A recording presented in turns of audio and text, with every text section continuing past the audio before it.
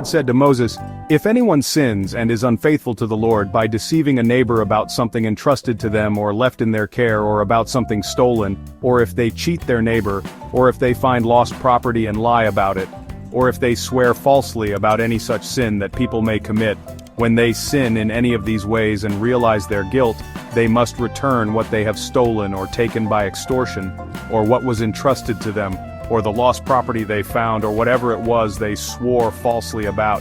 They must make restitution in full, add a fifth of the value to it and give it all to the owner on the day they present their guilt offering.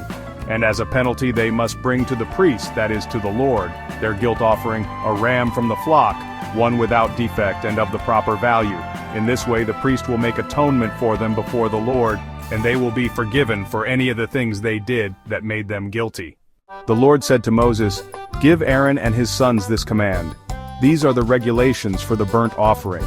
The burnt offering is to remain on the altar hearth throughout the night, till morning, and the fire must be kept burning on the altar. The priest shall then put on his linen clothes with linen undergarments next to his body, and shall remove the ashes of the burnt offering that the fire has consumed on the altar, and place them beside the altar.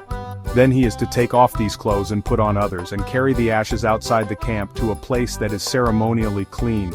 The fire on the altar must be kept burning, it must not go out.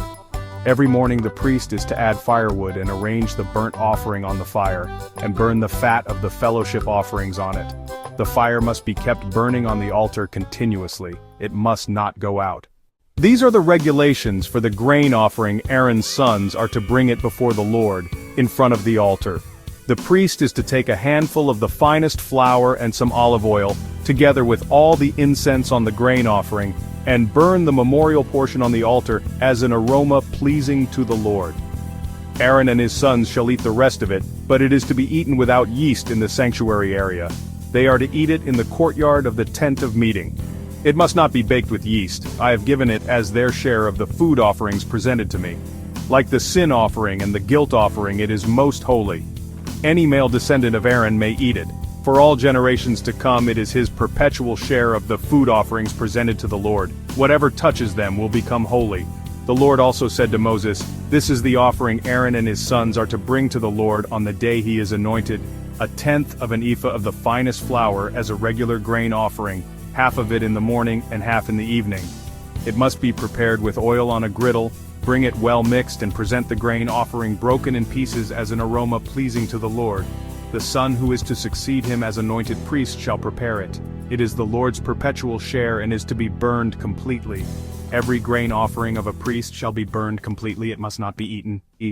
The Lord said to Moses, "Say to Aaron and his sons, these are the regulations for the sin offering. The sin offering is to be slaughtered before the Lord in the place the burnt offering is slaughtered. It is most holy. The priest who offers it shall eat it. It is to be eaten in the sanctuary area, in the courtyard of the tent of meeting.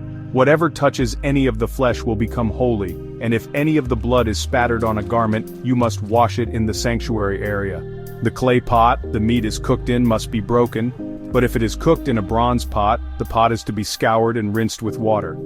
Any male in a priest's family may eat it, it is most holy.